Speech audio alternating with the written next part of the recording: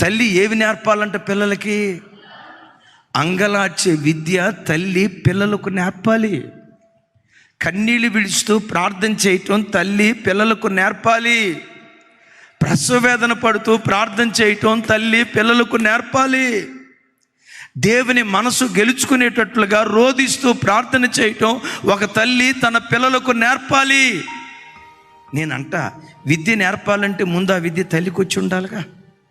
ఒక తల్లి మొదట తాను కన్నీటి ప్రార్థనా పరురాలై, రోధించే ప్రార్థనా పరురాలై, ఆ రోధించే ప్రార్థన విద్య తన పిల్లలకు నేర్పేదిగా ఉండాలి.